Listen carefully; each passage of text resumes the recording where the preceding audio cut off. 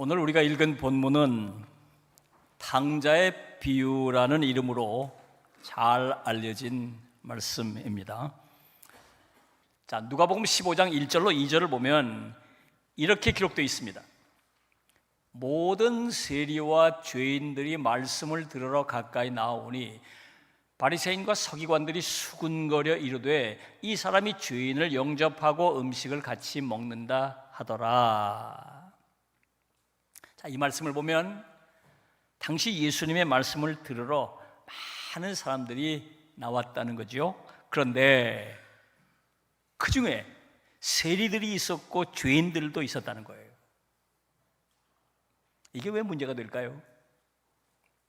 세리란 세금을 징수하는 관리를 말하는데 당시 세리는 정당하게 세금을 징수하지 않았습니다. 로마 식민 지배를 받고 있을 때였는데 이 세리들은 로마의 부당한 세금 징수 앞잡이 노릇을 했어요. 게다가 거기에다가 자기 목까지 또 챙겼으니까 얼마나 부정하고 부패한 사람들입니까? 그래서 당시 유대인들에게는 이 세리는 반역자들이고 상종 못할 죄인 취급을 받았던 겁니다. 또 죄인이라 그랬어요. 율법을 어겨서 공적으로 낙인이 찍힌 사람을 말합니다. 율법을 어겨서 이게 발각됐고 유대교 종교 재판을 거쳐서 죄인으로 공포된 사람들을 말합니다. 이들은 성전에 들어갈 수 없어요. 다른 사람들이 이들과 상종해서도 안 됩니다. 자, 그런데 이 사람들이 예수님 앞으로 나오고 있어요. 예수님께서 이 사람들을 따뜻하게 맞아주는 겁니다. 그리고 함께 먹고 함께 마시기까지 했다는 거예요. 유대 종교 지도자들이 볼 때 용납할 수 없는 일입니다. 그래서 수근수근거리면서 예수님의 문제를 지금 지적하고 있는 거예요. 오늘 우리는 이 비유 말씀을 통해서 어떤 메시지를 받을 수 있을까요? 자, 첫째, 예수님께서 말씀하시려는 것은 바로 하나님의 무조건적 사랑입니다. 12절을 보면 이렇게 기록되어 있어요. 아버지여 재산 중에서 내게 돌아올 분깃을 내게 주소서 하는지라 아버지가 그 살림을 각각 나누어 주었더니 둘째 아들이 아버지에게 자기 몫의 상속을 달라고 말했다는 거예요. 그런데 아버지가 선뜻 내줬다는 겁니다. 아들은 아버지가 살아있는데 자기 몫의 상속을 요구하고 있는 겁니다. 뭐 지금도 마찬가지겠지만 당시 상속은 아버지가 죽은 뒤에 분배되는 거잖아요. 그렇기 때문에 이런 요구는 아버지에게는 대단히 무례한 일이고 아버지의 마음에 큰 상처를 주는 일이고 어떻게 보면 아버지가 빨리 죽었으면 좋겠다, 그렇게까지 느껴질 수 있는 얘기죠. 보통 아버지라면 대노했을 겁니다. 절대로 주지 않았을 거예요. 뭐 100번 양보해서 준다고 하더라도 이 돈을 어디다 쓰려고 이렇게 미리 달라고 하느냐 따져 물었겠죠. 그런데 오늘 본문의 아버지는 묻지 않았습니다. 따지지 않았습니다. 그냥 내주었습니다. 자, 그리고 20절을 보면 이렇게 기록되어 있습니다. 아직도 거리가 먼데 아버지가 그를 보고 측은히 여겨 달려가 목을 안고 입을 맞추니 아버지가 아들이 돌아올 때 환대를 했다는 거잖아요. 사실 아버지는 괘씸했을 겁니다. 화도 났을 겁니다. 아마 이놈 내가 다시는 보지 않겠다 마음 먹었을지도 모릅니다. 근데 시간이 지나가면 갈수록 걱정이 되는 거예요. 이 철부지가, 세상 물정 모르는 이 녀석이 이 큰 돈을 들고 먼 나라에 가서 이건 무사할까? 무슨 문제 생긴 건 아닐까? 연락이 없어요. 걱정이 점점 더 커집니다. 그러면서 괘씸했던 마음, 다시 보지 않겠다고 하는 마음 어디론가 다 사라져버리고 그저 무사하기만 바랍니다. 그저 살아서 돌아오기만 바랍니다. 그러면서 틈만 나면 대문 밖 저 멀리 동구 밖을 바라봅니다. 이제 그러다가 아들이 돌아오는 모습을 보게 됩니다. 눈 빠지게 기다리던 아들이기에 한눈에 알아봅니다. 머뭇거리고 쭈뼛거리고 있는 그 아들, 미안해할까 봐 버선발로 달려 나가서 끌어안고 기뻐하며 데리고 들어옵니다. 아버지는 왜 집을 나갔느냐고 따지지 않습니다. 어떻게 그 큰 돈을 다 탕진할 수 있느냐고 문제 삼지 않습니다. 그저 살아 돌아온 그것만도 감사하고 기쁩니다. 여러분, 이게 아버지의 사랑이에요. 우린 이런 아버지의 사랑을 무조건적 사랑이라고 부릅니다. 아버지는 아들이 돌아올 때 어떤 조건도 내걸지 않았습니다. 아들이 뭘 잘못했다고 지적하거나 책망하지 않았습니다. 아버지의 사랑은 아들의 행동에 의해 영향받지 않아요. 아들이기에 사랑하는 겁니다. 그저 돌아왔기에 기쁜 거예요. 예수님께서 이 비유를 통해서 당시 유대 종교 지도자들에게 말씀하려고 하는 것이 바로 이것입니다. 이들이 정죄하고 비난하고 있는 세리나 죄인들, 하나님은 저들을 무조건적으로 사랑하시고 영접하신다는 것을 말씀하시려고 하는 겁니다. 이 비유에 나오는 아버지처럼 하나님께서 이 세리와 죄인들을 묻지도 않고 따지지도 않고 받아들이고 사랑하신다는 거예요. 예수님께서는 오늘 우리에게도 같은 말씀을 하고 계시는 거죠. 하나님께서는 우리를 무조건적으로 사랑하시고 우리를 환대하신다는 겁니다. 그저 주 앞으로 나오기만 하면 받아주시고 용납해 주시고 안아주신다는 겁니다. 주저하지 말고 우리를 무조건 사랑하시는 하나님 앞으로 나오시기 바랍니다. 주님 품으로 나오십시오. 두 번째로 주님께서 말씀하시려고 하는 것은 회개입니다. 둘째 아들이 재산 다 탕진하고 죽게 된 상황이 되자 비로소 깨달았다는 거죠. 지금 자기가 있어야 할 곳에 있지 않다는 겁니다.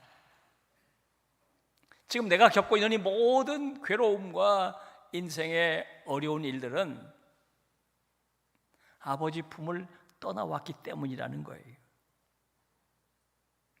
지금이라도 내가 살려면 아버지께로 돌아가야겠다. 이걸 깨달았다 그 말이에요. 이걸 깨달았다는 것입니다. 20절을 보면 이렇게 기록되어 있습니다. 이에 일어나 아버지께로 돌아가니라. 둘째 아들이 깨달은 뒤에 벌떡 자리에서 일어나서 아버지께로 돌아갔다는 거예요. 아버지 품으로 돌아왔다는 거예요. 우리는 이 아들의 행동을 회개라고 부릅니다. 그런데 이 맏아들은 몸은 아버지 곁에 있었지만 마음은 아버지를 떠나 있었잖아요. 아버지 품에 있는 건 아닌 거죠. 신앙생활 한다고 하면서도 하나님과 독자적인 그런 삶을 사는 사람들, 그들은 하나님 곁을 떠났다고 생각하지 않기 때문에 돌아오기가 쉽지 않다 그 말이에요. 돌아올 생각을 하지 않고 돌아오려고 하지 않는다 그 말이에요. 마치 이 맏아들처럼 회개해야 할 사람은 여기 있는데 회개할 생각을 하지 못하고 화를 낸다 그 말이에요. 오히려 화를 낸다. 우리가 마음으로 하나님을 떠나 있다는 것, 우리의 속사람이 하나님을 떠나 있다는 것을 깨달아야 합니다. 이걸 깨달아야 돼요. 내가 하나님과의 거리가 옛날 같지 않다.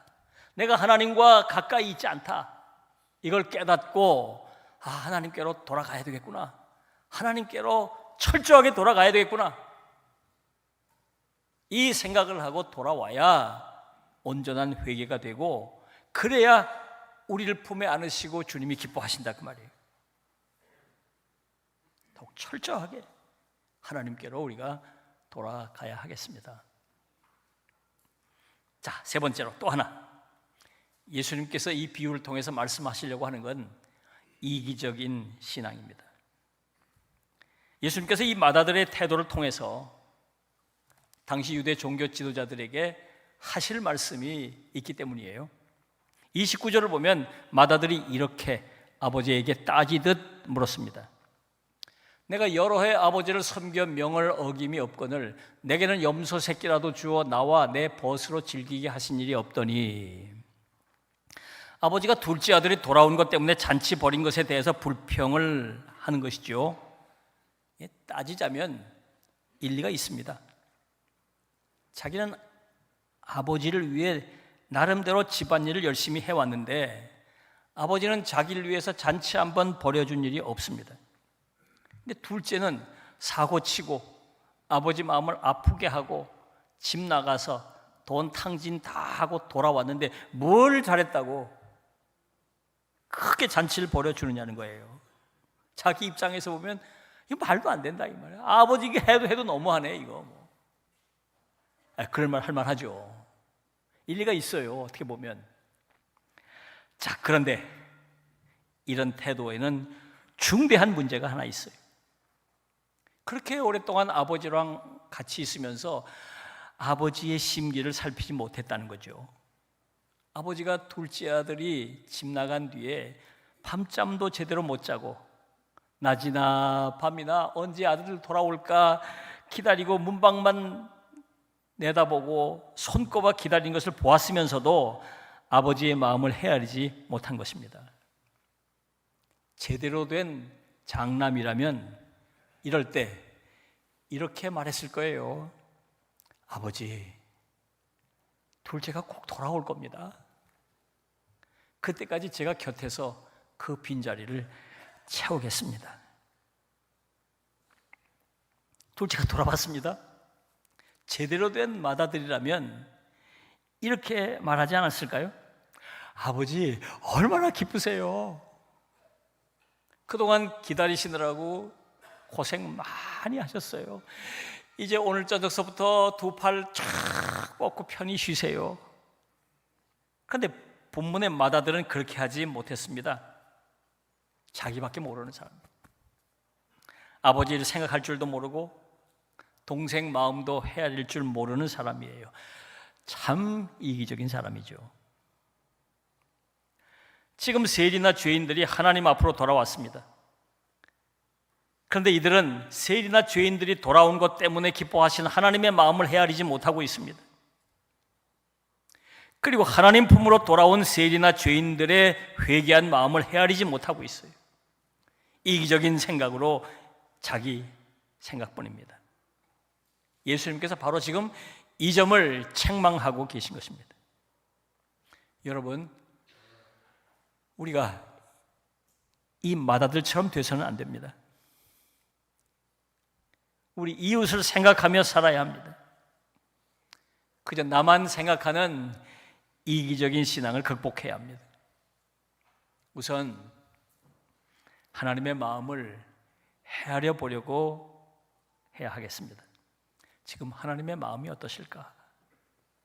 지금 하나님이 원하시는 게 뭘까?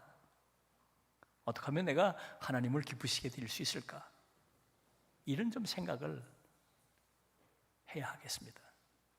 또 우리 이웃의 마음, 곁에 있는 우리 믿음의 형제 자매들의 마음을 헤아릴 수 있어야 하겠습니다. 지금 그들의 마음은 어떨까? 그들이 바라는 건 뭘까? 그들이 힘들어하는 건 뭘까? 헤아리며 살아야 하겠습니다. 기도하겠습니다.